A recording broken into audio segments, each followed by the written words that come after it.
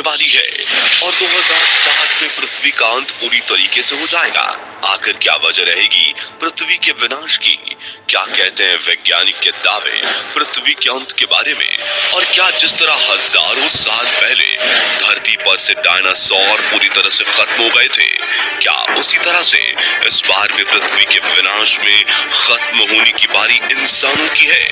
और पृथ्वी का अंत 2029 में होगा या 2060 में? दोस्तों, अगर आप भी जानना चाहते हैं कि पृथ्वी का अंत कब और कैसे होगा, तो आज का यह वीडियो आपको पूरा जरूर देखना चाहिए। बस वीडियो को स्टार्ट करने से पहले वीडियो को एक लाइक करके चैनल को सब्सक्राइब कर लीजिए, क्योंकि यह वीडियो हमने बड़ी मेहनत से बनाई है। चलिए शुरू करते हैं। दोस्तों, इस संसार का एक नियम है कि जिसका जन्म हुआ है उसका अंत भी एक ना एक दिन जरूर होता है, और यह नियम पृथ्वी पर भी लागू होता है, क्योंकि अगर पृथ्वी का जन्म हुआ है तो इसका अंत भी जरूर होगा। और ऐसा भी नहीं है कि पहले कभी पृथ्वी पर मौजूद जीवन का अंत ना हुआ हो। आज से हजारों साल पहले धरती ने अपने स्वरूप को बदला था और एक एस्टेरॉयड के धरती से टकराने के बाद हमारी पृथ्वी लावे की तरह दहकने लगी थी और डायनासोर जैसी भयानक प्रजातियों का पूरे तरीके से अंत हो गया था। लेकिन अगर आपको यह खबर मिले कि ऐसी ही घटना दोबारा से होने वाली है, तो यह खबर वास्तव में रोंगटे खड़ी कर देने वाली है। तो चलिए आपको बताते हैं कि वैज्ञानिकों की हुई रिसर्च में कौन कौन से दावे सामने आए हैं और आखिर कौन से वैज्ञानिकों की भविष्यवाणियों के आधार पर पृथ्वी के अंत का दावा किया जा रहा है। तो दोस्तों, हमारे ब्रह्मांड में कई ग्रह मौजूद हैं, जिनमें से एक पृथ्वी है, जिसका निर्माण लगभग 4.5 अरब साल पहले हुआ था। और पृथ्वी हमारे सौर मंडल का तीसरा और इकलौता ऐसा ग्रह है जिस पर जीवन संभव है। वैज्ञानिकों का दावा है कि पृथ्वी पर जीवन का अस्तित्व लगभग 3.5 अरब सालों पुराना हो चुका है, और इस लंबे समय के दौरान पृथ्वी ने कई नेचुरल और मैन मेड डिजास्टर फेस किया, जिन्हें देखते हुए पृथ्वी के अंत के दावे को नकारा नहीं जा सकता है। दोस्तों, हमारे वैज्ञानिकों का दावा है कि पृथ्वी पर ऐसा संकट मंडरा रहा है जिसकी आप कल्पना भी नहीं कर सकते। दरअसल हम बात कर रहे हैं अंतरिक्ष में मौजूद एक एपोफिस नाम के एस्टेरॉयड की, जो तेजी से धरती की ओर बढ़ रहा है। नासा के वैज्ञानिकों का ये कहना है कि अगर इसी तेजी से ये एस्टेरॉयड धरती की ओर बढ़ता रहा तो ये एस्टेरॉयड 13 अप्रैल 2029 को धरती से टकरा सकता है। इस एस्टेरॉयड को साल 2004 में किट पीक नेशनल ऑब्जर्वेटरी के माध्यम से पहली बार देखा गया था। अब कोई भी एस्टेरॉयड जिसकी धरती से टकराने की संभावनाएं होती हैं, हम सबसे पहले उसके आकार को देखते हैं, तो यह एस्टेरॉयड 370 मीटर बड़ा है।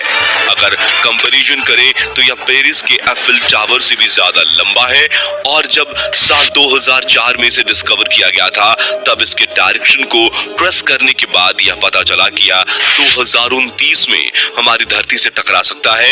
लेकिन वैज्ञानिकों का कहना है कि अगर यह धरती से टकराता नहीं भी है तो यह धरती के बहुत ही पास से गुजरेगा। नासा के कुछ अधिकारियों का कहना है कि एस्टेरॉयड जियोस्टेशनरी सैटेलाइट की तुलना में ज्यादा करीब है, जो 22,370 मील यानी कि 36,000 किलोमीटर की दूरी पर पृथ्वी की परिक्रमा करते हैं। यह इतिहास में पहली बार होगा कि कोई एस्टेरॉयड पृथ्वी के सबसे पास से गुजरेगा या इतने करीब से गुजरेगा। इसे देखने के लिए आपको किसी टेलीस्कोप की जरूरत नहीं होगी, आप इसे खुली आंखों से ही देख पाएंगे। सबसे पहले यह ऑस्ट्रेलिया के साउदर्न हेमिस्फीयर में दिखाई देगा, फिर भारतीय ओशन की तरफ बढ़ेगा। इस एस्टेरॉयड की स्पीड इतनी होगी कि अटलांटिक ओशन को पार करते हुए अफ्रीका को क्रॉस करने में इसे ज्यादा से ज्यादा सिर्फ 1 घंटा ही लगेगा। जब यह हमारी धरती के करीब से गुजरेगा तब इसकी चमकती हुई रोशनी हमारे चंद्रमा से भी ज्यादा होगी। इस समय इसकी धरती से दूरी बस 30,000 किलोमीटर की होगी, जो कि धरती से चांद की दूरी से करीब 12 गुना कम है। अब इतनी करीब आने के चलते अगर यह धरती के ग्रेविटेशनल फील्ड में फंस जाए तो शायद यह धरती के लिए बहुत ही सीरियस इशू बन सकता है। तो अगर यह एस्टेरॉयड लंदन जैसे शहर से टकराया तो यह लाखों लोगों को मिटा देगा और लगभग 3 मील चौड़ा एक गड्ढा बना देगा। हालांकि ब्रह्मांड में कई ग्रह और उल्का पिंड बार बार पृथ्वी के आसपास से गुजरते हैं, लेकिन हमारी पृथ्वी से टकराए बिना ये ब्रह्मांड में घूमते रहते हैं और हमें इससे कोई खतरा नहीं होता। लेकिन सन 1994 में ब्रह्मांड में खौफनाक मंजर हुआ जिसमें पृथ्वी के बराबर के 10 से 12 उल्कापिंड सौर मंडल के जुपिटर ग्रह से टकराए थे और महाप्रलय का कारण बने थे। उस महाप्रलय में इतना विनाश हुआ कि उससे निकली आग जुपिटर से आज तक शांत नहीं हुई है और इसलिए वैज्ञानिकों का कहना है कि हो सकता है भविष्य में यही घटना पृथ्वी के साथ घटे और फिर पृथ्वी के विनाश को कोई नहीं बचा पाएगा।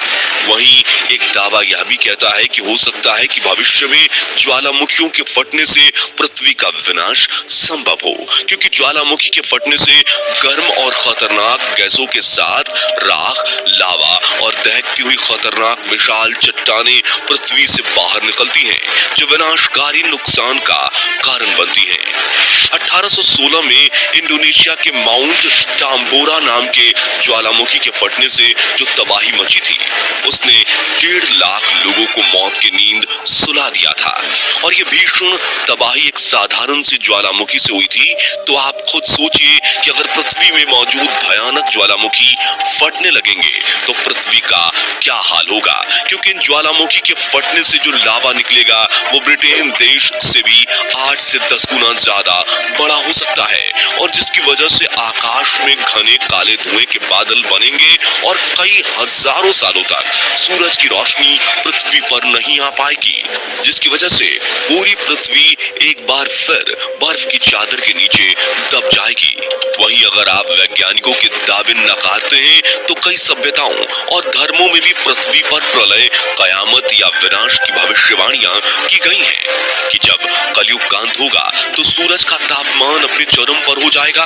लेकिन दोस्तों, हमारे वैज्ञानिक धर्म को नहीं मानते, इन्हें हर बात का पुख्ता प्रमाण चाहिए। तो इसी के चलते नेचर जियो साइंस में छपे शोध में खुलासा हुआ है कि पृथ्वी के खात्मे में सूर्य बड़ा रोल निभाएगा, कि इतना ज्यादा गर्म हो जाएगा कि पृथ्वी से ऑक्सीजन को खत्म कर देगा।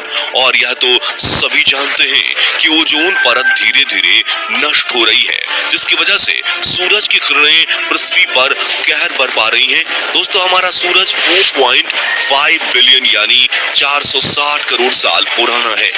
उससे आज का सूरज 20% ज्यादा बड़ा है और इसका टेम्परेचर बढ़ता ही रहेगा और ऐसे एक्सपेंशन की वजह से 7.6 बिलियन साल के बाद वह अपने मैक्सिमम साइज लिमिट तक पहुंच जाएगा और रेड जायंट में तब्दील हो जाएगा। तब वह अभी के मुकाबले 3000 गुना ज्यादा ब्राइट होगा और बढ़ते साइज के साथ सूरज धीरे धीरे अपने पास के प्लेनेट को निगलना शुरू कर देगा। सबसे पहले मर्क्यूरी यानी बुध ग्रह को, फिर वीनस यानी शुक्र ग्रह को और आखिर में हमारी पृथ्वी को। जब तक धरती की बारी आएगी तब तक तापमान इतना ज्यादा बढ़ जाएगा कि यह सूरज जो हमें अभी जिंदगी देता है, वही सूरज हमें अपनी तीव्रता से हमारी धरती के जीवन को खत्म कर देगा। समुद्र और नदियां सूख जाएंगे, धरती पर बारिश का नामो निशान नहीं होगा और सूरज भीषण आग उगलेगा जो धरती को पाताल लोक तक भस्म कर देगी और लगातार इस गर्मी के चलते सब कुछ जलकर राख हो जाएगा। वही लॉ ऑफ ग्रेविटी की थियरी समझाने वाले the father of modern science Newton के अनुसार ये दुनिया सन 2060 तक खत्म हो जाएगी। न्यूटन ने 1704 में कहा था कि 2060 तक धरती खत्म हो जाएगी। खास बात यह है कि न्यूटन ने यह ऐसे ही नहीं कहा था, बल्कि इसके पीछे न्यूटन ने दुनिया के खत्म होने का एक फॉर्मूला भी दिया था, जो कि 1727 में उनके मरने के बाद उनके घर के नोट्स और चिट्ठियों में दर्ज था, जिसे सारा ड्राई ने अपनी किताब द न्यूटन पेपर्स में साफ साफ बताया। गति के नियमों के तमाम फॉर्मूलों का आविष्कार करने वाले न्यूटन ने उस नोट में ये कहा था कि एक समय ऐसा आएगा कि पृथ्वी के घूमने की गति बदल जाएगी, जिससे दिन और रात आधे हो जाएंगे और वर्ष 2060 के बाद पृथ्वी पर समय बिल्कुल ही खत्म हो जाएगा।